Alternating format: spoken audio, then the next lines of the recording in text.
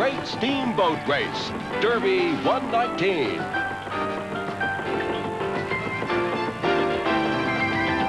And you are looking live from Sky 11 at the Ohio River. There you can see the Delta Queen and the Belle of Louisville at the very beginning of the Great Steamboat Race. And they'll be battling strong currents in the Ohio River and, of course, each other. To the winner of today's race goes the coveted gilded antlers and bragging rights for a year or perhaps a night. Good afternoon, everyone. I'm Gary Rodemeyer. And I'm Melissa Swan. Welcome to our special coverage of the 31st annual running of the Great Steamboat Race. The nice weather has decided to hold on for this year's running of the race. Best weather in many years, and the banks of the Ohio are lined with spectators, most hoping for a victory by our own beloved Belle of Louisville, a victory that could even things out.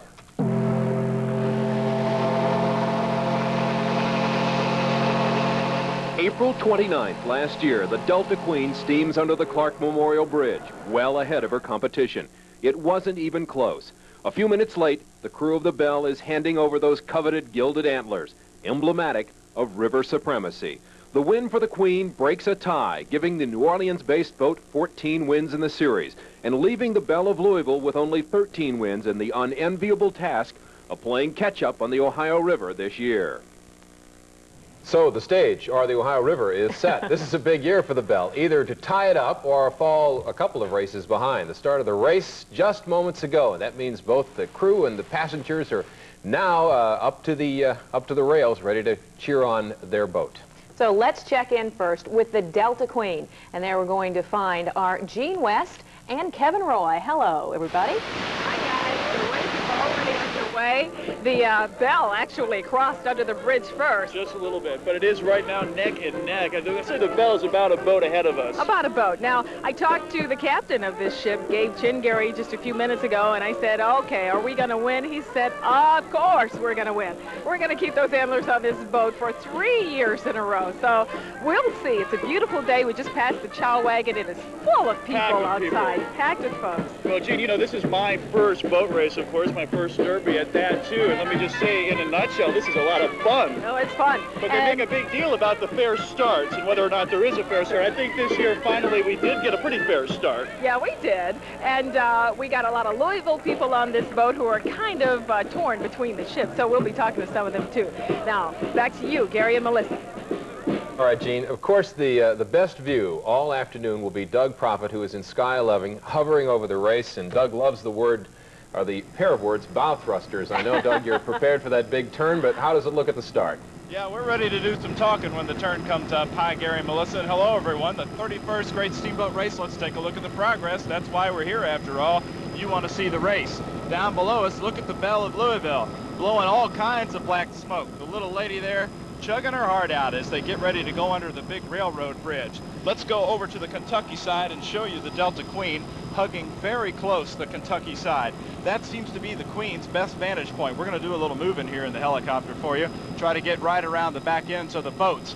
The reason why the Queen likes that side is because the strong current, well, it isn't as strong as she hugs that shore. Apparently the way the river is that it really, the current faces the brunt of where the Belle of Louisville is traveling, believe it or not. That's quite an unfair advantage, but that seems to be at work the way it works out. So what you got to keep in mind right now is if either one of these boats can take a dramatic lead going upriver, that is the big feat today, because the current is strong and it is going to put a damper on any boat with a small engine like the Belle of Louisville. But if the Belle can distance itself going upriver, coming downriver is going to be a piece of cake, because that current is going to bring it right back to town. So that's what we're going to be doing up here in Sky 11, sort of give you the nose-to-nose shots as we continue to follow right up to 6 Mile Island. That's the scene right now. Back to you folks. All right, Doug, enjoy your afternoon in Sky 11. Thanks. Right. And, of course, for many years, Gary and I were out on the boats covering the boat race, not here behind the desk.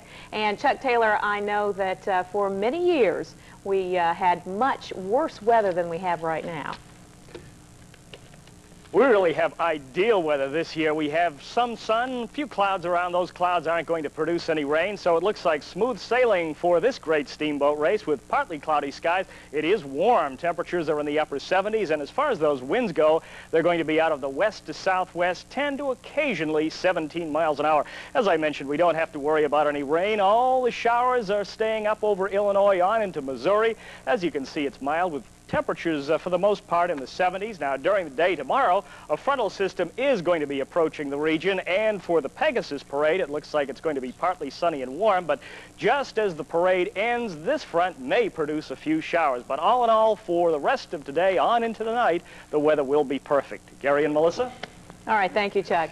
And just as soon as we can, we're going to take you aboard of the Belle of Louisville and show you all that's going on there. You know, in years past, hundreds of boat race fans have lined the 4th Street Wharf to watch the steamboats depart and return.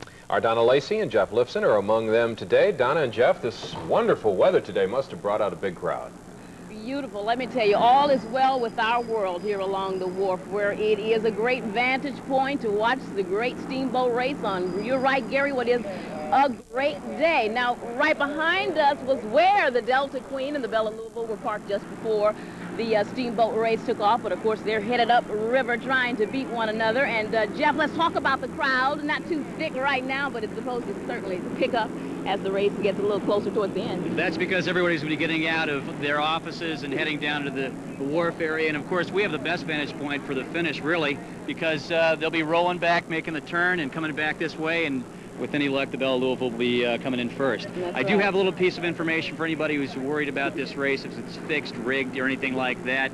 I talked to the dive team, the folks from the police department who go in and check the hulls and so forth, the river beforehand. Wanted to know if there was some kind of, well, I don't know, special hull, special keel, you know, to add speed to the Delta Queen. Yeah, they couldn't find anything.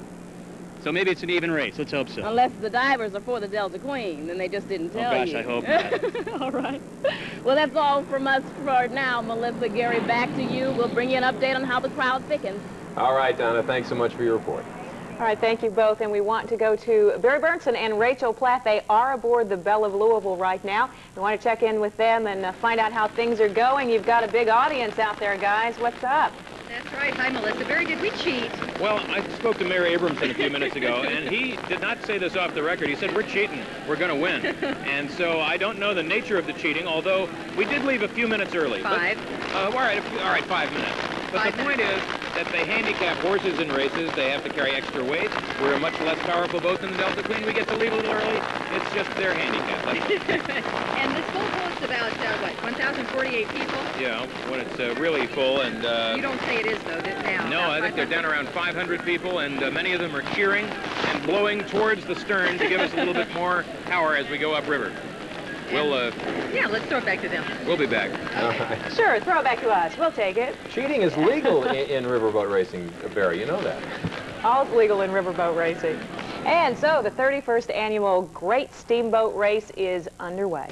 When we come back, we'll be heading out to the water tower to check on festivities there. So stay with us, and we'll tell you a little more about the 2 steamboats racing down the Ohio. We'll be right back.